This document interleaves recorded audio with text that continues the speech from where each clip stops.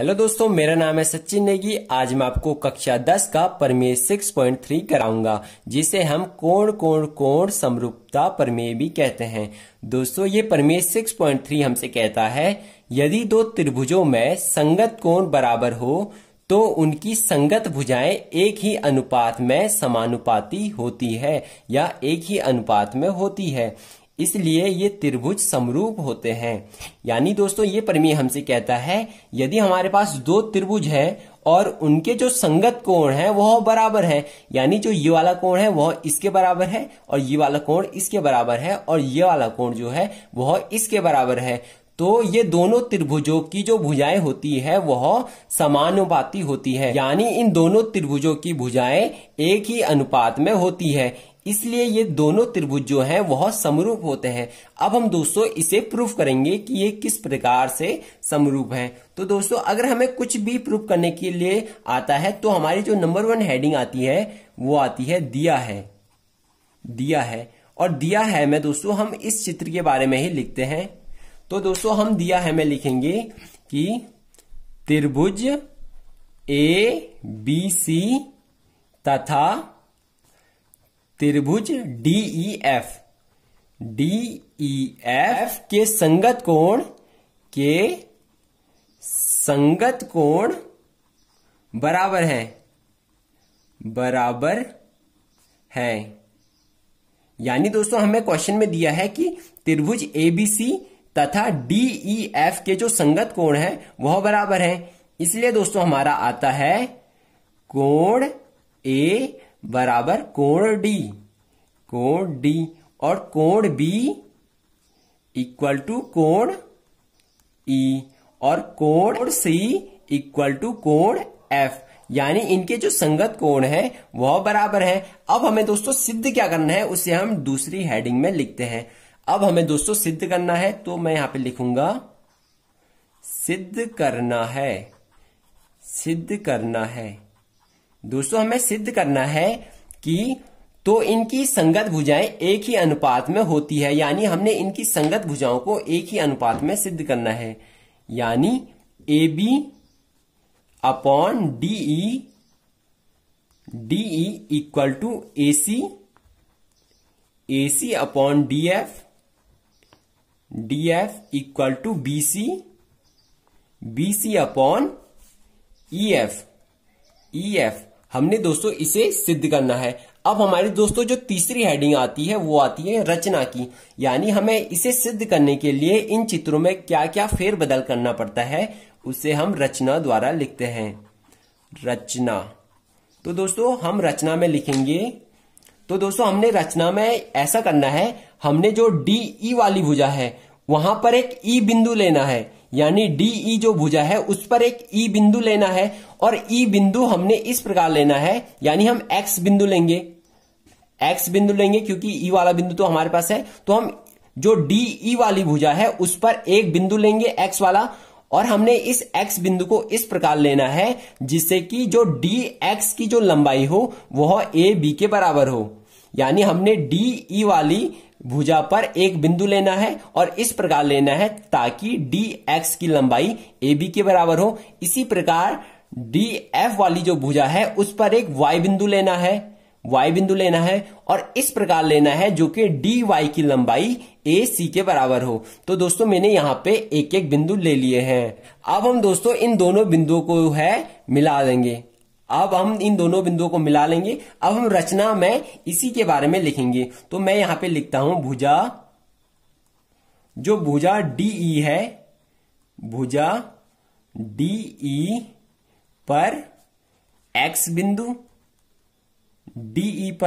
बिंदु तथा भुजा DF पर Y बिंदु इस प्रकार लिया। हमने किस प्रकार लिया, यानी हमने इस प्रकार लिया ताकि जो DX की लंबाई है वह बराबर हो AB के तथा जो dy की लंबाई हो वह बराबर हो AC के। ए सी के। अब हमारी दोस्तों जो चौथी हेडिंग आती है वो आती है प्रमाण की, यानी हम चौथी हेडिंग जो बनाएंगे वो बनाएंगे प्रमाण की।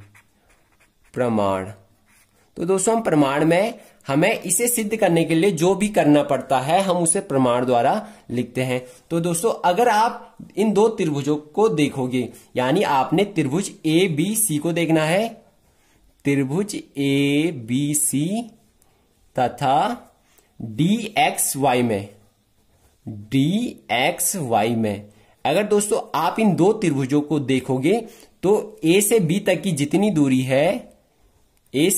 जितनी दूरी है वह बराबर है डी एक्स के। ये हमने रचना में लिखा है। और जो हमारा डी से लेके वाई तक की जितनी दूरी है दोस्तों वह बराबर है ए सी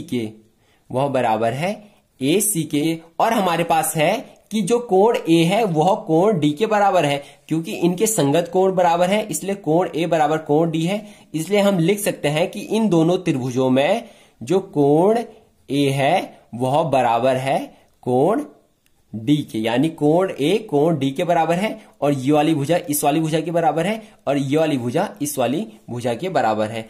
अब हम दोस्तों यहां पे भुजा कोण का यूज कर लेंगे, यानी भुजा कोण समरूपता। भुजा कोण सर्वांग समता।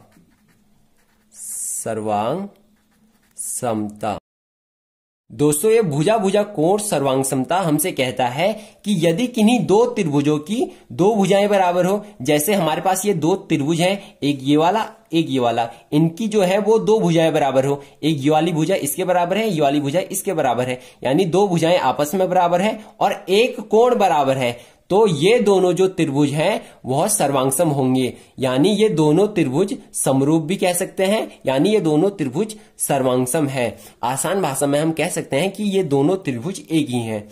अब हमारा दोस्तों ये आ चुका है, इसलिए दोस्तों हम यहां पे लिखेंगे इसलिए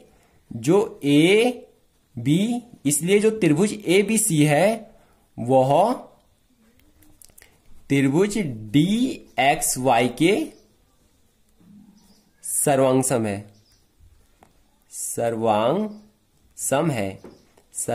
है। इसलिए दोस्तों हमारा आता है जितना कोण बी वाला है उतना ही कोण एक्स वाला होगा, यानी जितना कोण बी वाला है, क्योंकि ये दोनों त्रिभुज एक ही है हम कह सकते हैं, इसलिए जितना कोण बी वाला है उतना ही कोण एक्स वाला भी होगा, यानी कोण एक्स वाला भी उतना ही होगा। और जितना कोण सी वाला है, जितना कोण दोस्तों कोण सी है उतना ही कोण वाई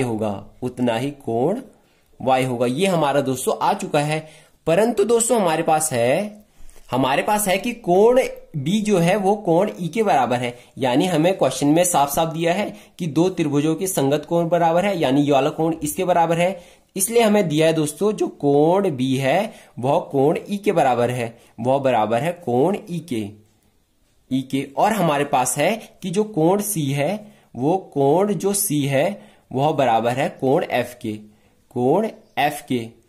हम यहां पे लिख सकते हैं दिया है, यानी ये हमें दिया है कि कोण बी कोण ई के बराबर है और कोण सी जो है वो कोण एफ के बराबर है, ये हमें क्वेश्चन में दिया है। अब हम दोस्तों यहां से ऐसा कर सकते हैं कि कोण भी इसके बराबर है और कोण भी इसके भी बराबर है, इसलिए जो कोण एक्स है वह बराबर है कोण ई के, और हमारा कोण वाई जो है वह इसी प्रकार कोण एफ के बराबर हो जाएगा, यानी ये वाला कोण इसके बराबर है और ये वाला कोण इसके बराबर है, इसलिए हमारी जो ये दोनों रेखाएं हैं वह समांतर होगी, यानी जो ये वाली रेखा है वह इसके समांतर होगी, क्योंकि जितने डिग्री का ये वाला कोण है दोस्तों उतने ही डिग्री का ये वाला कोण भी है, इसलिए जो ये दोनों रेखाएं हैं वह समांतर होगी। इसलिए दोस्तों हम लिख सकते हैं यहाँ पे, इसलिए जो एक्स वाई वाली रेखा है वह समांतर है ई एफ वाली रेखा के। अब हम दोस्तों त्रिभुज डी ई एफ में देखेंगे, त्रिभुज डी ई एफ में आपने केवल इसी त्रिभुज में देखना है। अब हमारा इस बड़े वाले त्रिभुज में आ चुका है कि जो ये वाली रेखा है वह इसकी इस वाली भुजा के समांतर है, तो हम यहाँ पे आधारभूत अनुपातिकता प्रमेय का यूज कर लेंगे, जिसे हम प्रमेय 6.1 भी कहते हैं। प्रमेय 6.1 का यहाँ पे यूज कर लेंगे DEF में। तो हमारा आधारभूत अनुपातिकता का प्रमेय हमसे कहता है कि यदि किसी त्रिभुज में इसकी एक भुजा के समांतर कोई रेखा है तो वह रेखा त्रिभुज की बाकी दोनों भुजाओं को समान अनुपात में विभाजित करती है। यानी जो ये वाली रेखा है वह त्रिभुज की इस वाली भुजा को और इस वाली भुजा को समान अनुपात में विभाजित करती है। इसलिए दोस्तों हमारा आता है dx upon xe equal to है दोस्तों dy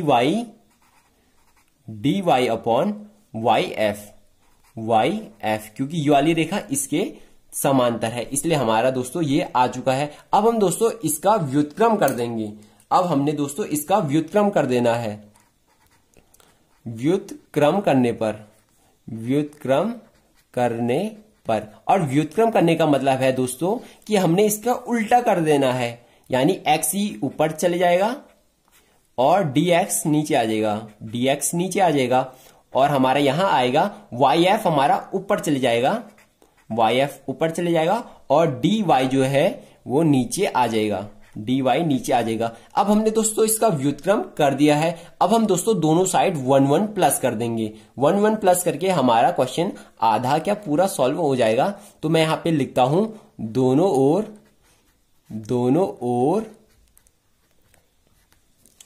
ओर एक जोड़ने पर, यानी दोनों ओर हमने दोस्तों 1 प्लस कर देना है। तो यहां दोस्तों हमारा आएगा xe, यहां पे हम +1 कर लेते हैं, यहां पे भी +1 कर लेते हैं क्योंकि हमारे पास स्पेस कम है। अब हमारा दोस्तों आता है, हम इनका अगर हम एलसीएम निकालेंगे तो हमारा आएगा dx। अब dx इसके साथ मल्टीप्लाई होगा, हमारा xe तो ऐसा ही रहेगा, बीच में प्लस का निशान, तो dx यहां जाएगा तो हमारा आएगा dx, और यहां हमारा दोस्तों आएगा dy एलसीएम आ जाएगा, और यहां आएगा हमारा yf, फिर बीच में प्लस का निशान, ये यहां मल्टीप्लाई होगा तो हमारा आएगा dy।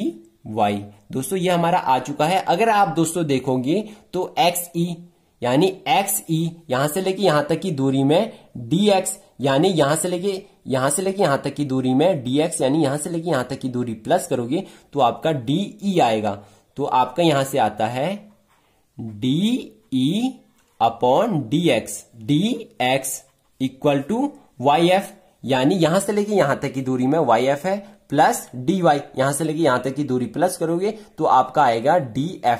तो यहां पे आपका आएगा df upon dy।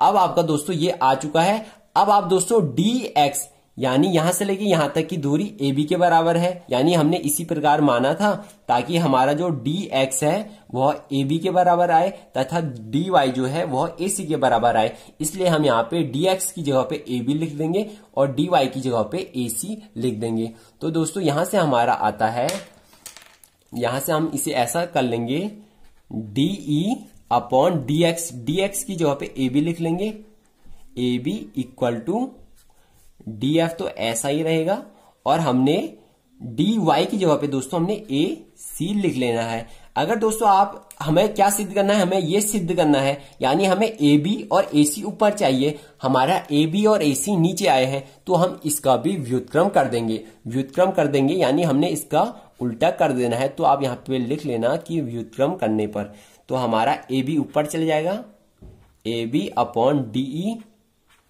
DE equal to DE है ये, इक्वल टू AC ऊपर चले जाएगा, AC अपॉन DF। दोस्तों ये हमारा आ चुका है, यानी हमने ये वाला हिस्सा प्रूव कर दिया है, इतना हिस्सा। अब हमें दोस्तों इसे भी लाना है, यानी हमने इसे भी लाना है, तो हम यहाँ पे आगे लिख सकते हैं कि इसी प्रकार हम कर सकते हैं। यानी हम यहाँ पे लिखेंगे, यहाँ पे दोस्तों हम लिख लेंगे इसी प्रकार, यानी जिस प्रकार हमारा AB अपॉन DE आया है, AB अपॉन DE आया है और AC अपॉन DF आया है, और इसी प्रकार हमारा ये भी आ सकता है, यानी हमारा आ सकता है AB अपॉन DE आ जाएगा, DE आ जाएगा, और हमारा आ जाएगा इक्वल टू BC अपॉन आ जाएगा हमारा EF, यानी जिस प्रकार हमारा AB अपॉन DE आया है और AC अपॉन DF आया है। इसी प्रकार हमारा AB upon DE equal to BC upon EF आ जाएगा। तो हमारा दोस्तों ये आ चुका है। अब हम दोस्तों यहाँ पे लिख सकते हैं एंड में, यानी पहले हम इसे लिखेंगे AB upon DE equal to AC upon DF equal to AB upon DE इसके भी बराबर है, तो हम बराबर इसे भी लिख लेंगे BC अपॉन EF। दोस्तों हमने इसे ही सिद्ध करना था और ये दोस्तों हमने सिद्ध कर दिया है। ये हमने दोस्तों सिद्ध कर दिया है। अब मैं दोस्तों आपको बताऊंगा कि आपका ये कब आएगा। दोस्तों हमारा अगर आप देखोगे तो हमारा ये वाला हिस्सा नहीं आया है, ये वाला हिस्सा नहीं आया है। और ये वाला हिस्सा हमारा क्यों नहीं आया, तो हमने इस वाली भुजा यानी EF के समांतर एक रेखा खींची थी, इसलिए हमारे ये दोनों पार्ट नहीं आए हैं। अगर हम EF के समांतर ना खींच के इसके समांतर खींचे यानी DF के समांतर खींचे, तब हमारा एक ये वाला हिस्सा आएगा और ये वाला हिस्सा आएगा, यानी ये दोनों हिस्से आ जाएंगे और ये वाला हिस्सा और ये वाला हिस्सा नहीं आएगा। इसलिए दोस्तों मैंने यहाँ पे डायरेक्ट लिख लिया है कि अगर हम इसी प्रकार अगर हम समांतर रेखा इस प्रकार खींचे तो हमारा ऐसा आएगा। ऐसा अगर हमारा आएगा तो हम पहले इसे लिखेंगे AB upon DE equal to AC upon DF। अब हमारा AB अपॉन DE की वैल्यू ये भी है और तो हम इसके इक्वल टू में BC अपॉन EF लिख लेंगे और यही हमने सिद्ध करना था। दोस्तों अब हम क्वेश्चन को एक बार और देखेंगे कि आखिर हमने इस क्वेश्चन में किया क्या। दोस्तों हमारे पास दो त्रिभुज है, इनके संगत कोण बराबर हैं, यानी ये वाला कोण इसके बराबर, इसी प्रकार बाकी कोण भी एक दूसरे के बराबर है। अब हमने दोस्तों इस बड़े वाले त्रिभुज में एक रचना की और रचना इस प्रकार की कि हमने DE वाली जो भुजा है उस पर एक X बिंदु लिया, इस प्रकार लिया ताकि DX की लंबाई AB के बराबर हो। इसी प्रकार हमने Y वाला बिंदु भी लिया। अब अगर आप दोस्तों देखोगे तो ये दोनों त्रिभुज समरूप होंगे, क्योंकि ये वाली भुजा इसके बराबर, ये वाली भुजा इसके बराबर और ये वाला कोण इसके बराबर, इसलिए हमारा भुजा कोण भुजा सर्वांग समता से ये दोनों त्रिभुज सर्वांग सम है। इसलिए जो ये वाला कोण है यानी जो B वाला कोण है वो ये वाला कोण होगा, क्योंकि ये दोनों सर्वांग सम है, और जो C वाला कोण है वह Y वाले कोण के बराबर होगा। पर हमें दिया है दोस्तों जो B वाला कोण है वह इसके बराबर है, क्योंकि इन दोनों त्रिभुजों के संगत कोण बराबर है, इसलिए B वाला कोण इसके बराबर है, C वाला कोण इसके बराबर है, और B वाला कोण इसके भी बराबर है और C वाला कोण इसके भी बराबर है, यानी ये दोनों कोण और ये दोनों कोण आपस में बराबर है, इसलिए ये दोनों रेखाएं जो होंगी वह समांतर होंगी।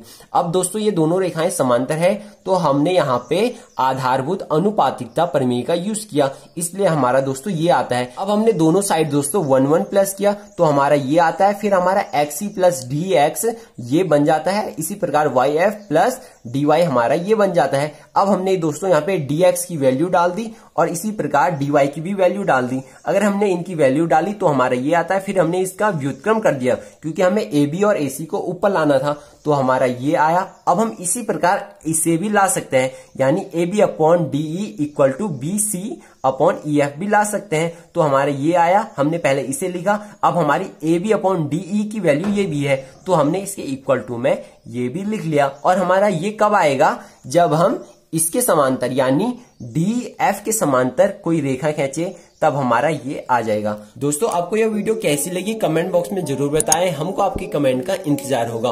और ऐसे ही और वीडियो पाने के लिए चैनल को सब्सक्राइब जरूर करें और बेल नोटिफिकेशन को ऑल पर सेट करना ना भूलें, ताकि मेरे द्वारा आने वाली एक भी वीडियो मिस ना हो। Thank you, have a nice day.